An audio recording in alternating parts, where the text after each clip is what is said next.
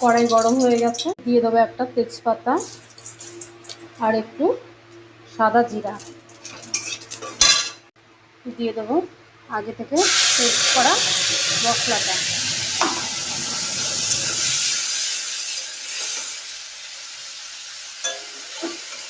Tomato, আদা, লঙ্কা আর ধনে আর জিরের দিয়ে এটা পেস্ট করা হয়েছে। এবার দিয়ে দেবো পরিমাণ মতো হলুদ, দিয়ে দেবো পরিমাণ মতো কাশ্মীরি রেড চিলি, স্বাদ মতো লবণ, আর যেহেতু একটু মিষ্টির পরিমাণ তার জন্য একটা বাতাসা গুঁড়ো করে দিয়ে দিলাম।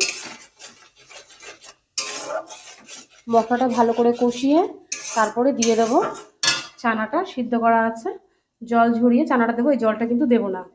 আর এখানে আলু সিদ্ধ করা আছে, ঠিক আছে, আমি ভাজা আজকে না, এখানে হচ্ছে সিদ্ধ আলুটা একটু জাস্ট হালকা ম্যাশ করে দেবো। আর ম্যাশ করে দেওয়ার পরে এখানে পনির আছে, এই পনিরটা দিয়ে দেবো, পরে আবার কমপ্লিট করে তোমাদের সাথে ফিরে আসছি। ঠিক এইভাবেই কষানো হয়ে গেছে, চানাগুলো দিয়ে নেব। আর আলুগুলো আমি আগেই বলেছি আলুগুলো কিন্তু সিদ্ধ করা আছে, আলু কিন্তু আজকে ভেজে নিইনি।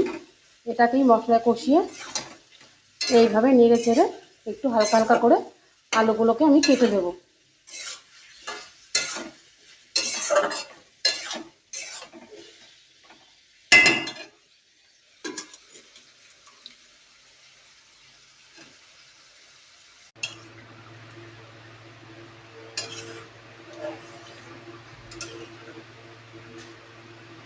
পনির দিয়ে চানাটা কমপ্লিট, দেখতেই পাচ্ছ। কেমন হয়েছে অবশ্যই কমেন্ট করে জানিও। আর এখন এটা ঢেকে রাখবো, যেটুকু জল আছে টেনে যাবে।